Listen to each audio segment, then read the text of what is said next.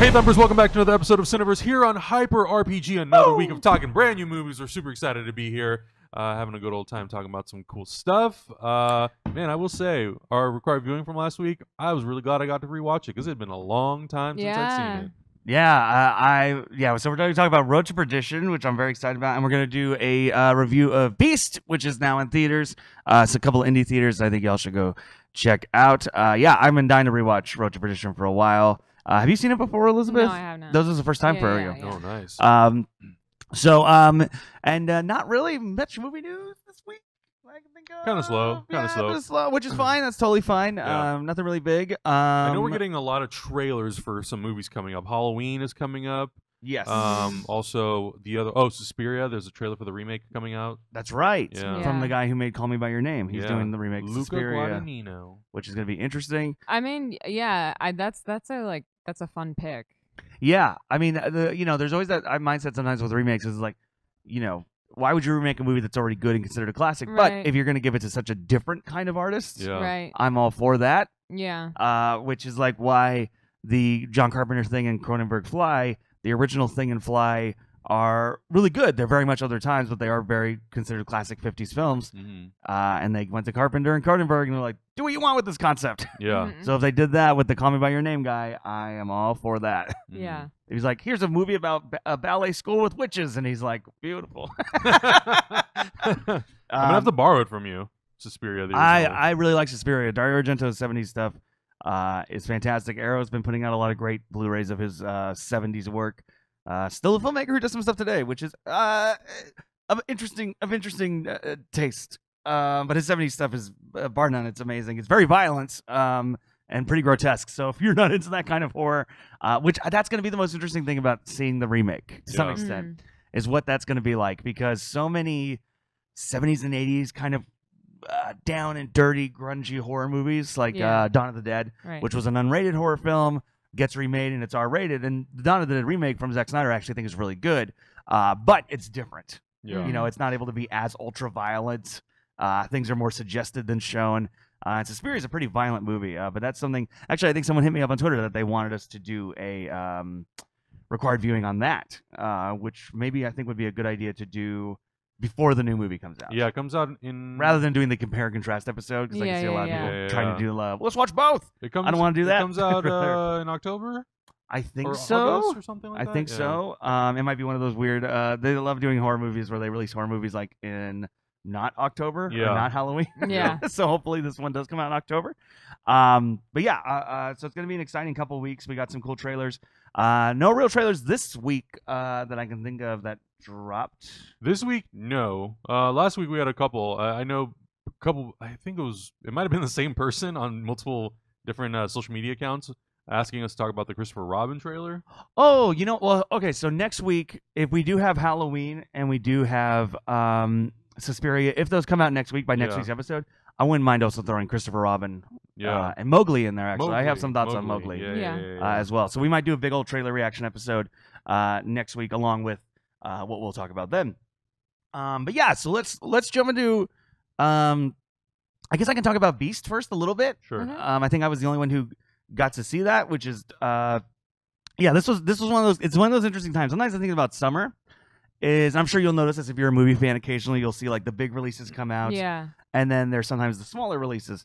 But occasionally, like on Chisel Beach, which I know I said we were going to try and see, was literally playing I think at one theater. And like the latest showing was 8 p.m. So that would usually then run into conflict of like us doing shows here or theater stuff, and we're like, oh god. So it's like so we just didn't get a chance to see it, which is why we didn't have an episode last week. So then we talked about Beast. So real quickly, what I'll say about Beast is, let me pull up the director's name and that page because I want to get this right. So basically what Beast is, and I love this. I love how some titles can be different in other countries. Oh, what is this one? In some countries, it is known as The Jersey Affair. What? I don't like that at all. It's really not a so great. weird. And let me wait till you see Maybe the poster. It translates better. Adam, I'm gonna have to send you this poster so that you can show it to our audience. So the story of Beast is a young girl who's kind of not having the best time. Growing up in a small town, she's got a bit of a past. Her family treats her like dirt, and she's kind of a loner. And within that, she meets this young man who's also from the same town. They get to know each other, and at the same time, there's these girls who are going missing or murdered. And when the film opens, their fourth murder has happened, or the fourth missing person has taken place. And so he's a suspect. It seems like it's him. So it kind of becomes this interesting thing of this young lady bonding with this guy, and are they gonna click, or what's gonna happen? Did he do it? Did she do it? Did someone else do it? What are the murders and all this other stuff? And I absolutely loved this movie. I thought it was great. If you watch the trailer, there's some stuff that happens in the trailer that to me I was like, oh, this is third act stuff. This is like the big emotional crescendo of the third act and blah blah blah. First 10 minutes. Whoa, really? There were certain scenes where, like, for sure, I was like, oh, this is going to be near the end of the movie.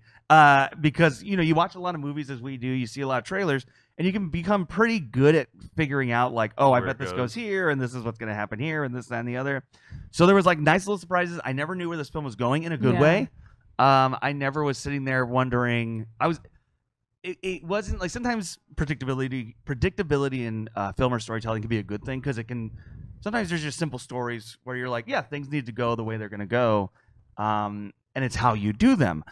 And sometimes for the sake of not being predictable, films will be surprising. But then when you sit back and think about it, you'll be like, well, that just happened so you wouldn't be predictable, and it actually makes no sense, and blah blah blah. Thankfully, that's not the case here. The stuff that's not it's not a predictable film. I never knew where it was going, but everything that happened after it happened was like, oh, that makes sense. Yeah. Oh, that makes sense. I get this. I get that. Now, that's not to say, like, it's just a crazy, twisty movie where it's, like, constant, like, everyone's a ghost. Like, it's not that kind of film. The film is written and directed by Michael Pierce. The two main actors, Jesse Buckley and Johnny Flynn, are amazing. Jesse Buckley, it wouldn't shock me if you see this. This is a role that, and maybe she just continues to do indie movies, but it wouldn't shock me if this is a role that then you see her popping up and getting cast in bigger films, and people are like, oh, it's that girl from the Beast. She was great. She was great. People should go see The Beast. I love the cinematography. I love the shot composition. And I will say, like, for me, it's not as strange or esoteric as Dogtooth. But again, when certain things that I thought were going to be the third act were happening in the first 10, the first thing that went in my mind is like, oh, this is a weird movie. So I did. I really got into it. It's also, this is, for me, it's only 106 minutes. It's under 2 hours, that's which great. I'm all about. I love a movie that's under 2 hours. You get an automatic star. You're beautiful. You know how to get in and get out and tell your story. But yeah, I think the cast is great. The story it's trying to tell is really interesting. It does leave you sort of like a Dogtooth or other films. If this is not your thing, it does kind of have that ending where it's like scene, credits, and like it doesn't have that cathartic ending to some extent. And I only bring that up because I know some people can often feel like, oh, when I don't get the ending, that's like the big release. It was therefore a bad movie. So if those kind of if a strange, odd, open-ended ending isn't your thing, this might bug you a little bit. I was okay with it. I kind of sometimes like those kind of endings if I feels earned. And here it feels earned. I really, really love Beast.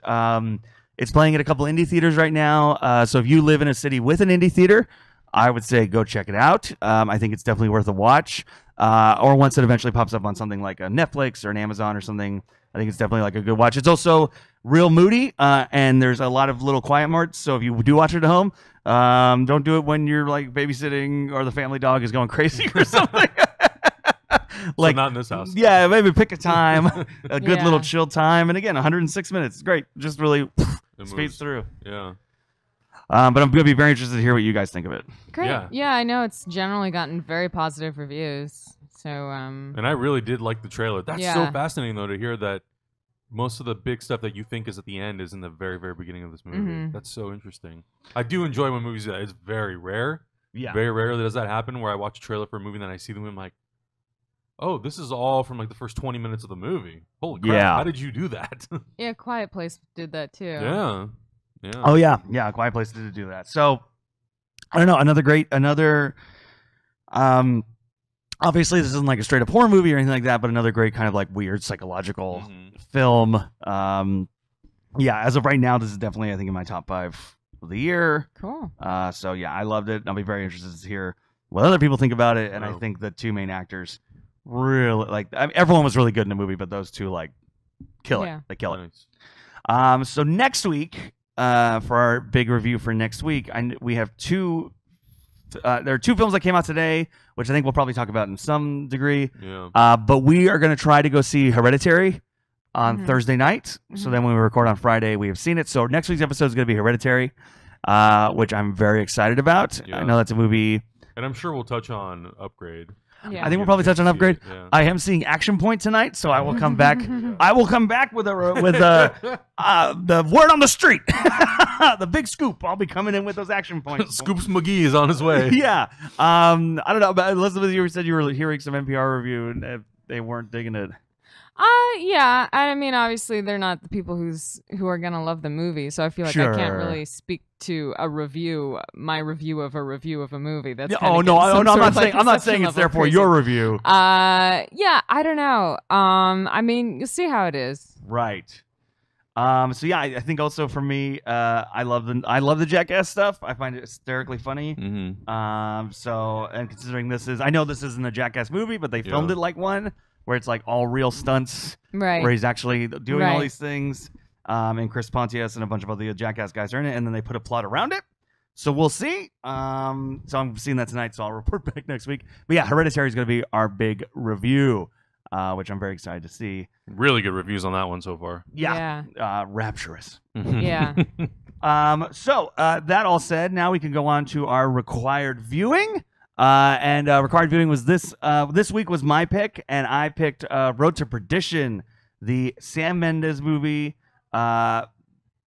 starring Tom Hanks and Paul Newman. Paul Newman's last film, Mm-hmm. and also the last film for the cinematographer Conrad Hall. Conrad Hall, who passed away, I think, in post production.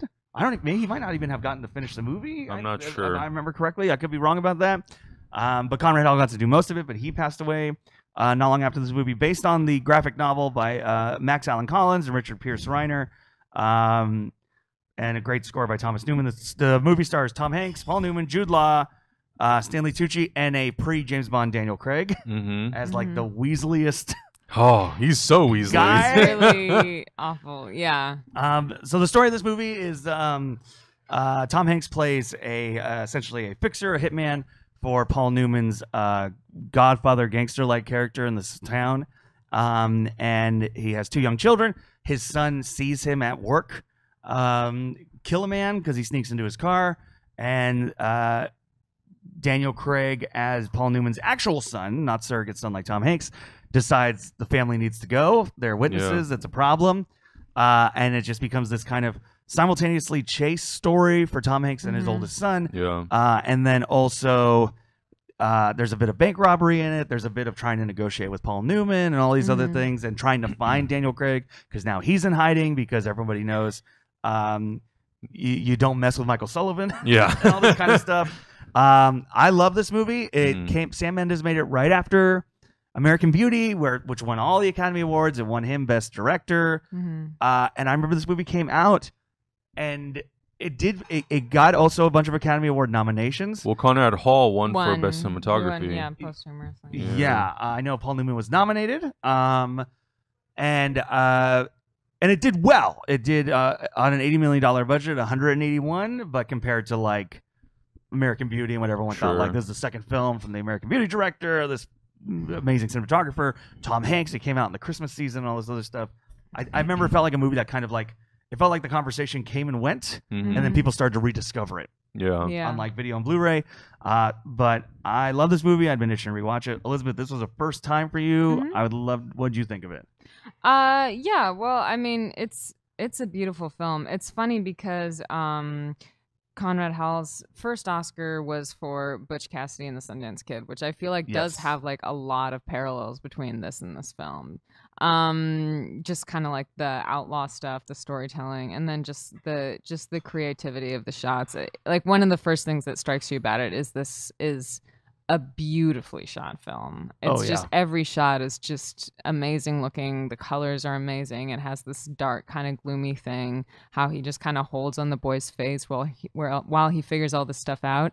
I will say for a crime film about the mob, it's not crazy violent, which I actually appreciate, because I feel like I don't always need to see this. This is more of a suspense, emotional, how does it feel to be a dad involved in this? How does it feel to be a kid whose dad is involved with this?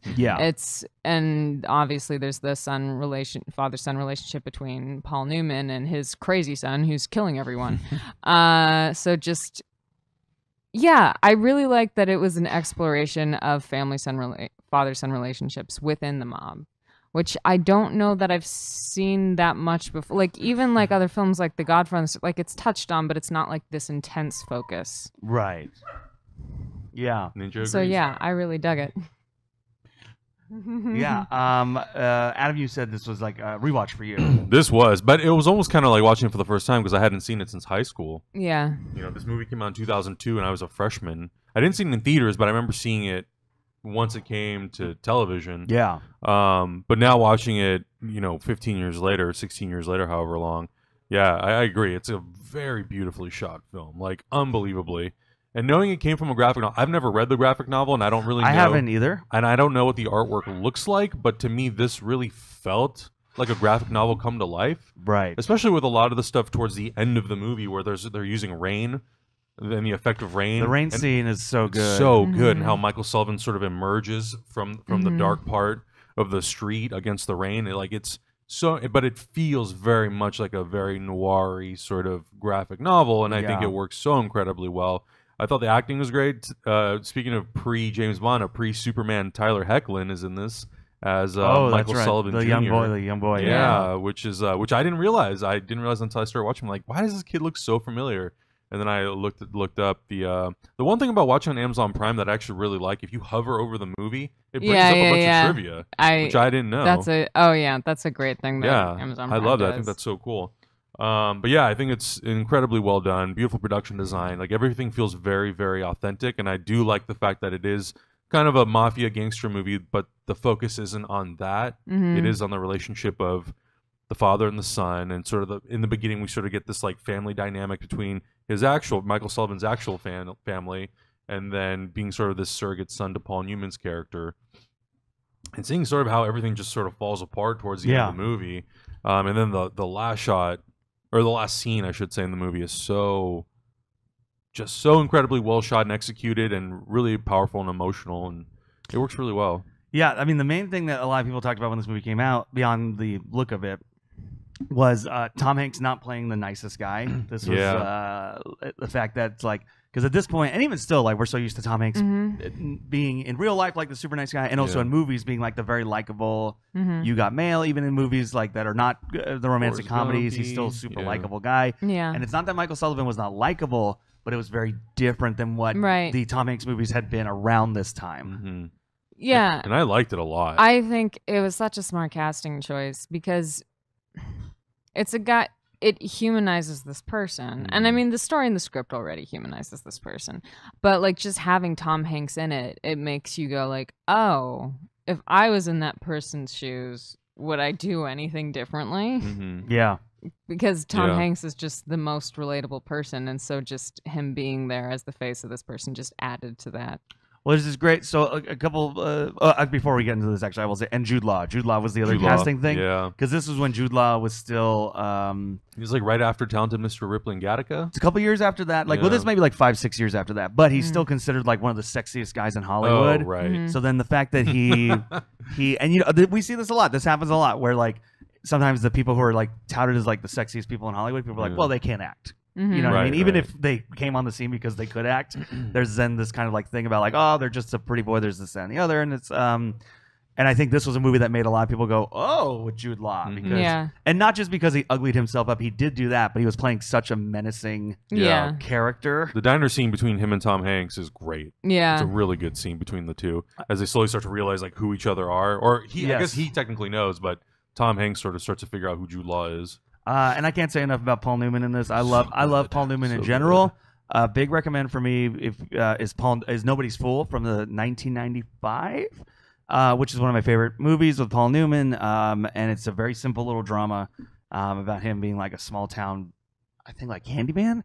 And he got nominated for that as well. But he's so good in this, and like you simultaneously can see why Tom Hanks's character and the kids love him, because it's Paul Newman, but he's also like he is a very likable, charming old man. Right. Yeah. And then you see these like darker sides where it's much more. It's less about he's dark because he's constructing these murders or anything like that, but more he's like, this is the system we live in. This is Right. like he's content. There's a scene in the trailer, and it's in the movie. Obviously, is the whole story about like the only guarantee is none of us will see heaven. Like he's almost made peace with it. Yep. Like it's this old man who's made peace with the fact that he's a terrible person Especially at the and done terrible things. Yeah, and especially at the end with the rainfall scene, he's just I kind love of that scene. accepted, you know, what's going to happen. Yeah. And Stanley Tucci in a very small role. Yeah. I love Stanley Tucci. Yeah, Santucci's- the Tooch. The Tucci, I thought he was really great, and very minor role, but I think so. A little bit of spoilers just for a bit. Jennifer Jason Leigh, who's a very minor role as the Sullivan mother, but this could be a movie. I think this movie does avoid the cliche of putting the woman in the fridge. You know what I mean? That what spurs it on is the death of a female, and it's spurring on this male character's journey. So therefore, we have to sacrifice the female. I feel like this sidesteps it to some extent because not all the time, but a lot of times those stories tend to be that it's like the female character wasn't aware or didn't know that the boyfriend character was this thing or that or thing or the other. Yeah. It's just like a sacrifice. Yeah. Whereas this movie, you get the feeling that it's simultaneously she's fully aware of what her husband does. Yeah. She knows what her husband does. She's kind of made peace with it. And the scene of her death is also her protecting her, trying to protect her son. Yeah. And that I love that scene. That scene when it stays on the younger Michael Sullivan as Tom Hanks runs upstairs. Yeah. And you just Sitting at and the it's the table. most emotional scene Tom Hanks has, because otherwise he's pretty stoic and even keeled. Yeah. And that's the one explosion scene he has. I love this movie. I love this movie. It's a movie that if you haven't seen it, go track it down. The Blu-ray is pretty cheap right now. It looks great on Blu-ray. You can rent on Amazon Prime for $3. Yeah. And I will say for all the visual stuff we're talking about, this film moves. It It's does. not. Yes, It's it's not. It under 2 doesn't feel hours. slow. Yeah. It's Yeah. under 2 hours. It's an hour 57. Yeah. And again, I love the road trip aspect of the different thing. And there's also just things in this movie like you wouldn't see nowadays. And I know the movie's not that old comparatively, but like the driving to Chicago scene, they shot that in real Chicago. They shut down a street and put all these old cars in Chicago to get this like massive shot. And I'm like, man, I miss nowadays that. it'd be like, oh, we'll just put 3 real cars and then CG the rest. Yeah. And have like 4 people on a blue or green screen. Yeah. So I kind of love that. It's one of those like, it's one of the final films. It's that post-Titanic era where it was like, oh, anything that's historical, let's put the money into it and actually go there and film it and build sets and props and make all the things real and do the thing. That's not to say there probably aren't some CG enhancements here and there as any movie at the time, but it is kind of that last bastion of let's make an epic film with these like sweeping shots through a city and we're actually going through a city. Yeah. Yeah, and I do feel like it is another movie, especially being based off a graphic novel. I think people think based on any sort of like comic book related material, a very fast paced, just like moves. And this moves, like the pacing's really well done, but the shots are very much like they take their time when they need to. Well, I think when people hear based on a graphic novel, the things that pop into their head, like Sin City. It'll be like Sin City or Watchmen or things that are like, oh, you took the panel of the comic and filmed that. This is more comparable, I think, to History of Violence, where it's like, yeah, we took the story, but we're still going to direct it like a movie. Yeah. We're not just going to try and recreate the panels. Yeah. And I don't know what type of comic this was, but there's the scene with the boy in church where he's reading a comic, like a mob comic, and that's like a real old school one where it's like just like a pencil drawing. Yeah. Well, he's reading that, and he's Lone reading a Ranger. cowboy book in his bed, and stuff like that. I think the reason this movie, a lot of film fans come back to it, is it feels like it's very simple. It's simply told. It moves quickly, but there are these interesting layers throughout. I love the scene again. Like it's a very simple scene, but Paul Newman and Tom Hanks playing the piano. Yeah. where it's and then it's Daniel Craig with just this smiling, grin on his face, and the son goes, like, "Why are you always smiling?" Yeah, and his response is so good. Yeah. Yeah, it's funny. Like I do sometimes forget Daniel Craig was in this movie. Yeah. I completely forgot. It's a very different Daniel Craig. Yeah. Oh, just this little Weasley, and he's skinny. Yep. This other stuff. He's just horrifying. Yeah. Dylan Baker in the movie as Dylan the Baker. accountant. I love Trying to Dylan open the lock. Baker. He's like, "Oops, he looks like I got to start again." I'm like, "Oh man, I'd beat you to death so bad." Yeah. Oh man. But before we do leave Daniel Craig, the other thing too is I love that one of my favorite shots in the movie is the when he comes down the stairs after he's killed the wife and the second son, and he comes face to face Michael Sullivan. with Michael Sullivan Jr. Yeah. Or you think he does. And That's then what it I goes thought. from Yeah, his point yeah. of view, and he's looking at his own reflection. That's That's totally great. what I thought. And that's yeah. lighting. That's such great That's great. lighting technique and all this other stuff. Yeah, it's a That's beautiful fun. film. I Yeah. love the movie. I was really impressed by that because I totally thought he saw the kid, Me too. and then he just walks out, and I'm like, "Wait, what?" But yeah, it's so incredibly just well set up and shot and everything. Yeah. So all that said, we now have next. Oh, and if you've seen Road to Perdition and you agree or disagree, please let us know in the Yeah. comments. Let's start that conversation. I'd love to talk more about this movie. I could talk about it forever. Adam, you Yeah. have next week's required viewing pick. So what are we going to watch along with It is. Hereditary? So I was gonna try to keep it on theme with horror, but I haven't seen this movie in a while, and I want to revisit it and see if it's actually as good as I remember it being. This movie came out, I think, in 2011, so it's been about 7 years since this movie came out. I'm gonna do Warrior, directed by Gavin O'Connor, who also did Miracle. He did The Accountant.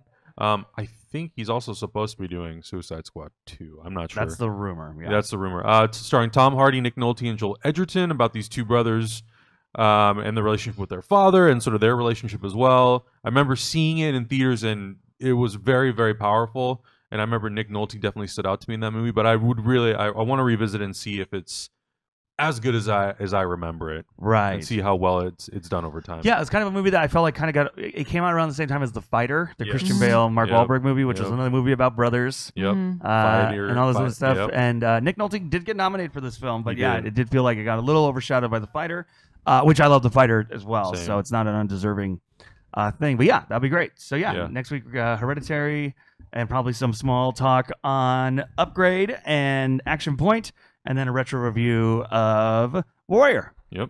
So I'm looking forward to that one. That'll be good. That'll be good. But before we wrap it all up, anything else did you guys watch in the last 2 weeks? We didn't do a show last week. In theaters, out of theaters, anything worth talking about? Did we talk about Han Solo last time we did a show? No, we have not. And you haven't gotten to see Solo yet. I have not yet. Yeah. Okay, There's really nothing to spoil, I will say, except for maybe one scene. maybe, yeah. Maybe, yeah. I talked about it a little bit. For those that don't know, I just started my own YouTube page where I'm just gonna be doing like little tiny mini reviews, and you can check that out. So I did a Solo review, but if you haven't checked that out, I liked it. I liked it a lot. Yeah. I really, really liked it. Yeah, I don't know. I just found it fun. I found it like to be a lot of fun. It knew what it was. It wasn't trying to be anything deeper than that. It was just kind of a fun adventure. It reminded me, I was halfway through the movie, I kind of was sitting there and I was thinking like, this kind of feels like, and this might be a good thing or a bad thing, your mileage might vary. It felt like reading an 80s Star Wars comic where the comics Marvel used to put out, Yeah. where it'd be like, here's just an adventure. Han and Leia ran into some monsters and Chewbacca had to try and save them by going through this cavernous cave, and he did it, and Yeah. end of the story. And it was like, oh, it was fun, and you kind of forget about it, or you kind of go like, oh, that was kind of fun and wacky and this, that, and the other, and it didn't add to the universe. It wasn't like, oh, this deep tale where we learned all these truths about the characters. It's not a perfect movie. There's still some definitely like for lack of a better term, prequel-y stuff, like things that didn't need to be explained about Han Solo, that they felt like this will be a scene that makes people in the audience go, oh, Yeah. that's where that came from, which I was like, he kind of could have just had it. But really, Woody Harrelson's great. Chewbacca is really fun in this movie. Amelia Clark's not given much to work with. Yeah. It could have been an interesting character, and it's not her. Yeah. I just feel like the script, like, for a film that I'm saying for the most part is very surface level enjoyable, hers was even the surface of the surface, where it's like, oh, she's like the gangster's girlfriend. Yeah. That's it. That's all we're gonna kind of do with her. Yeah. And I think a lot of that comes from, obviously, they had to go back and reshoot over 70% of this movie for it to Maybe. be a Ron Howard film. Yeah. And there were things about the character that had to be changed. But Emilia Clarke did say that it wasn't until Ron Howard actually came in that she really understood what she was doing with the character. Interesting. So that's interesting to see, like, kind of like, okay, well, then what did Lord and Miller write for this character? Yeah. Was she featured even less in the movie? Was it a much smaller role? We know that Quinlan Voss, the character that Paul Bettany plays, it was originally a different character and a different actor playing it, but that actor couldn't come back to do reshoots. So like maybe they gave her more to do with that character. So yeah, I'm interested. I said it last night. I think a guy of Ron Howard's caliber is sort of the only type of director that could have at least made the movie that we got. It's not perfect, but I don't think it's as bad as like some people say it is. Yeah, no, I mean, it's not perfect. But yeah, I had a good time with it, and I feel like it's worth checking out. And a lot of the concerns I had going into it, about like, well, and I talked about this on the trailer reactions where I was like, I don't want to see Jabba, Boba Fett. I don't want to see this, that, and the other. And everyone's like, you're gonna be prepared. Wasn't in there. Yeah. So I was kind of like, oh, good. They didn't do, again, like as eye-rolling as some things are, where it's like, oh, did we have to learn about this? There wasn't a scene where it's like, oh, watch out for those bounty hunters over there, Han. And then you see like a young Boba Fett. Yeah. Boba Fett and like Greedo or something. Yeah. There wasn't any scene of like Greedo at a bar where he meets Han. Like that's not there. Yeah. So I was happy about that. A lot of the stuff. Like sometimes a movie can be good by what it doesn't do. Right. And it didn't do a lot of those things. So I was happy about that. No one talks about the Force. There's no obvious scene of like, there's no obvious scene of, well, in A New Hope, Han Solo thinks the Force is silly, so someone should mention the Force. Right. And then Han goes, ugh. Yep. Doesn't happen. There's no cheap joke like that. So, yeah, I think like a lot of the movie was, again, just like a fun adventure. There's things that I didn't want to see that it didn't do, so I was happy about that. And I thought actually Alden Ehrenreich, he's no Harrison Ford, but he did a decent job. Like he's a fun. What he does with it is fun. Does it feel like Solo? Not really. Ish. But it's also like, I think in my mind it's almost kind of like, I kind of start throwing some of that stuff out, like as weird as it sounds, but it's almost like when they do recasting for other movies, I'm just like, okay, it's just a new guy. We're just gonna go with it. So plus it also does take place. The movie starts 13 years. This is what people are approximating, like 13 years before the original trilogy, and then it has a 3-year time jump. So I never went into it expecting him to be the exact same character we get in A New Hope, because to me, I was like, well, I figured this movie is sort of gonna lead you into that in some way, but because it's so far in the past, he's still not really there. And they are talking about maybe this being a trilogy of films, so maybe if we get to the third one and it's closer to A New Hope, then maybe he becomes more of that Han Solo. Maybe. I don't know if I necessarily need an entire trilogy devoted to Han Solo, but that's just my opinion. No, I don't think so either. But I did like the Chewie stuff. Yeah. The other thing, the same night you went to go see Han Solo, I went to go see 2001. Oh, that's right. And 70 millimeter. And it was loud. It was so loud. I've never been to a theater with a movie that loud. Like, there are points where it was so loud that we had to cover our ears. I hate when they do that. It was insane. And I don't know why they did it. I don't know if they just did it just for impact, but it was a little much. Yeah. It looked beautiful, but I think sometimes that's just someone setting levels who has hearing damage. Yeah. Well, especially when you were saying the group you went with, one of them the next day was saying they had a headache. Yeah, Maggie came and he had a that's headache. unsafe. Yeah, no, they shouldn't be doing that. Yeah, like the scene where they go, where they unearth like the monolith. Yeah, and like it has that loud sound. That's we thought that there was a fire alarm happening because it was so loud. That's it was too bad. We saw it a few years ago at the Hollywood Bowl where they did the live accompaniment, and cool. That was great. And that's like, it's an open stadium, and it sounded as loud as it should sound. Like, I'm never gonna say like being in physical pain enhances your viewing experience. No, because it doesn't. Never. That's just destroying your eardrum. My ears were wrecked after that movie. Yeah, that's too bad. But the movie did have an intermission, which I didn't realize how much I missed those until watching that movie. Well, especially now when every movie's almost 3 hours. Yes. You're like, oh man, I wouldn't mind going to the bathroom at some point. Yep. What about you, Elizabeth? Did you see anything in theaters, or did you catch anything old that was new to you, or even a rewatch? Yeah, I don't know if I did this week. This was kind of a crazy week. Yeah. Yeah. No, that's fine. Yeah, I've been meaning to. I caught up. What did I grab? I recently just got. Jurassic Park. Jurassic Park came out on 4K. Oh, right. So I did a rewatch of that. It's Jurassic Park. I don't know if there's much to say about it other than That's great. it's one of the best movies ever, and it's a movie that made me want to make movies. So it's at the end of the day. I mean, your username is Jurassic Alien. It's true. So I love it. It's still fun.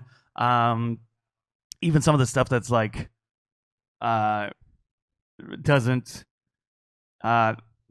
hold up, for lack of a better term. What I mean by that is like and it's just stuff you do. Like, it's funny things you notice now that you never noticed before. The scene with Nedry when he's talking to the guy on the dock, and the guy's like, "You got 10 minutes to get down here." And Nedry's like, "I just need 15 minutes. Just 15 minutes. That's all I need." This and the other guy's like, "No promises." If you look at the video screen that Nedry's looking at, it's a QuickTime movie because you see the scrolling.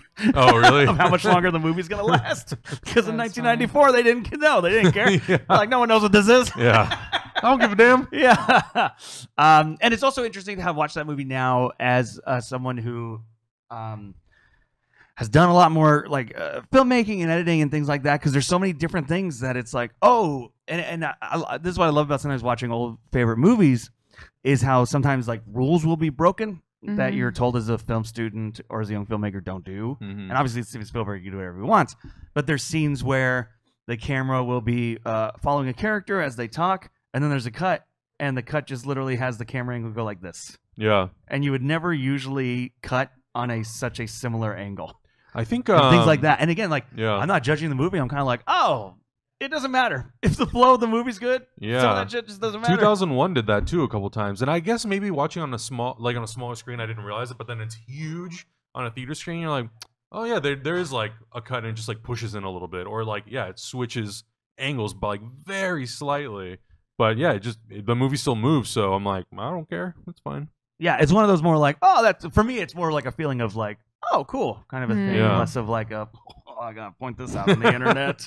I gotta let Hang everyone on Twitter. know. I got some beef with you. Spielberg shit the bed on this one. Yep. Far less of that, more of Yep. like, oh, cool. I never noticed that before. But yeah, it's great. I love Jurassic Park. It's on 4K.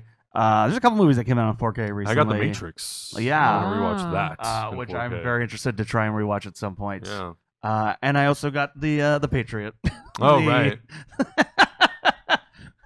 Because I don't care. Okay. And mostly because I think Jason Isaacs is an awesome bad guy in it. He's great. So good. Heath Ledger. And Heath Ledger, yeah. I don't care. We did talk last week about like not to make fun or anything like that, but at this point, if you have the movie 7 on Blu-ray and someone comes over and watches it, do you just have to say like, I'm a big Gwyneth Paltrow fan? Brad Pitt. I own this movie for Gwyneth Paltrow and Brad Pitt. There's a lot of movies in my collection that I'm like, okay, well, can't change that. Yeah. Oh God. Fucking actors. Well, it's all over the industry. Yep. But guys, I think that's going to bring us to the end of this Cineverse. So thank you so much for watching. Let us know in the comments below if you saw Beast, Road to Perdition, any of the things we talked about. Did you get to go see 2001 on its re-release? And next week, again, we're going to be doing Hereditary and Warrior. So you're going to want to check those out, guys. Elizabeth, where can people find you online? Is there anything you want to plug? Yeah, just follow me, Ford Prefix Kid, Twitter and Instagram, and I'll say what I'm doing, which changes a lot. Adam. I'm just on all socials at Adam Levick. Make sure you guys check out the Patreon for Hyper RPG, patreon.com/hyperrpg. We're really close to our next goal. Woo! And new Hyper Heroes as well. As for me, twitter.com/Jurassic Alien, where I'll usually be posting all the things I'm doing. And as I said, I just launched my own YouTube page, which is going to be kind of like small movie reviews or film essays. Actually, I'm currently writing a film essay now. I sent it out on my Twitter account to people to be like, hey, what should the first film essay be about? Here's 4 movies, and it looks like it's going to be about Land Before Time. Unless that changes in the next 2 days. So I'm currently writing that now. So go check that out. And guys, thank you so much, and we'll see you next week for another Cineverse.